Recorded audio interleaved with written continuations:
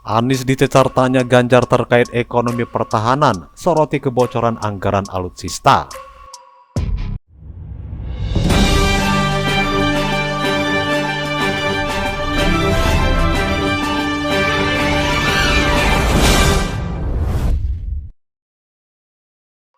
Capres nomor urut 1 Anies Baswedan, Capres nomor urut 2 Prabowo Subianto, dan Capres nomor urut 3 Ganjar Pranowo mengikuti debat ketiga Pilpres 2024 pada Minggu 7 Januari 2024 di Istora Senayan, Jakarta.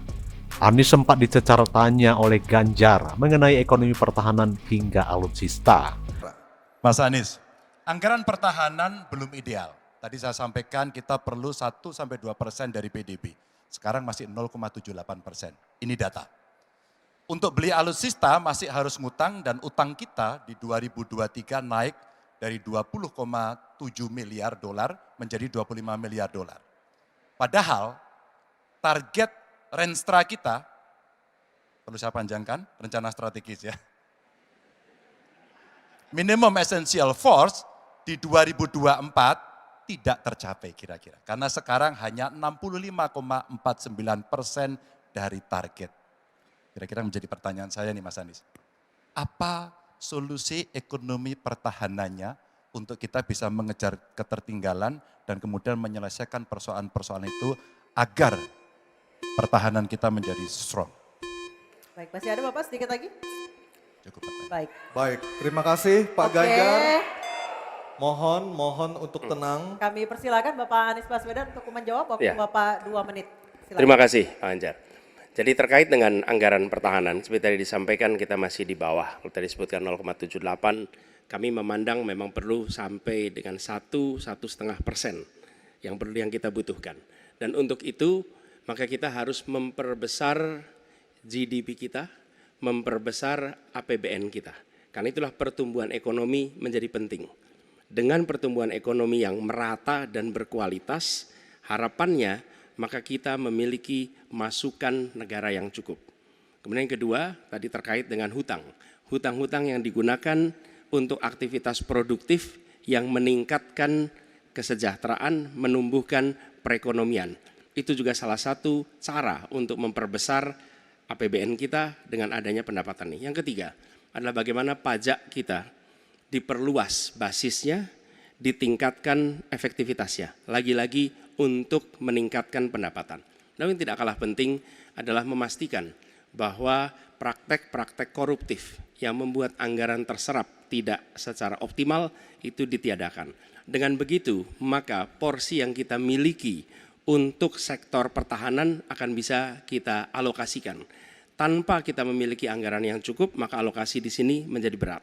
Dan bila kita melakukan pembelanjaan, maka kami membayangkan justru menggunakan kekuatan sendiri. Kalaupun ada dalam bentuk hutang, maka itu satu paket dengan belanja senjatanya, belanja alutsistanya, sehingga itu menjadi satu kesatuan. Dan meniadakan praktek-praktek middleman di dalam penyelenggaraan alutsista. Seperti peraturan perundangan yang mengharuskan itu G2G atau langsung dengan korporasi yang membuatnya.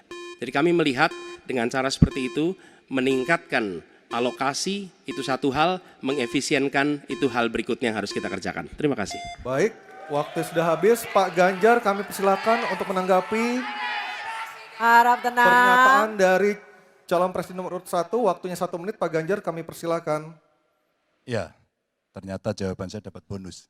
Sebenarnya saya ingin membahas yang soal pertahanan dan alutsistanya. Tapi oke, saya kira terima kasih atas jawabannya. Saya ingin menyatakan dengan jelas, maka pertumbuhan ekonomi 7% wajib. Alokasi 1-2% PDB menurut saya menjadi keharusan agar kuat. Dan belanja alutsista kita ini harus jadi investasi pertahanan kita. Tanknya dibuat di Pindad, helinya di PT DI, fregatnya ada di PT PAL, sibernya ada di PT LAN. Maka kalau kemudian itu bisa kita optimalkan betul-betul, rasa-rasanya apa yang ingin kita capai dari minimum essential forces-nya akan tercapai. Kalau kita lihat di 2024 yang rasa-rasanya agak berat bisa dicapai, maka saya khawatir Makin mundur, tidak ajak dalam perencanaan, ini menyulitkan. Dan kita perlu garda samudra untuk mengawal Indonesia dan pertahanan sakti 5.0. Baik, Waktu waktunya habis, terima habis. kasih Pak Ganjar. Kami persilakan.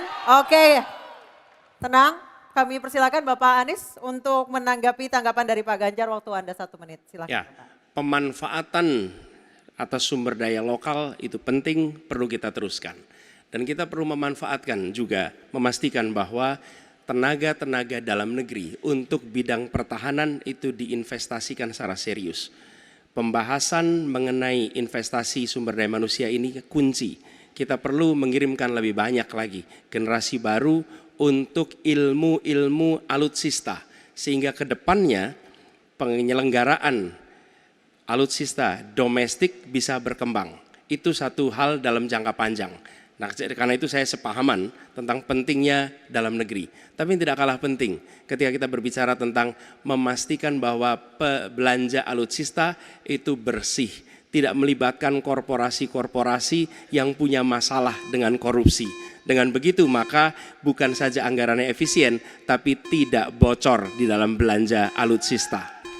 Baik, terima kasih Pak Anies, waktunya sudah habis.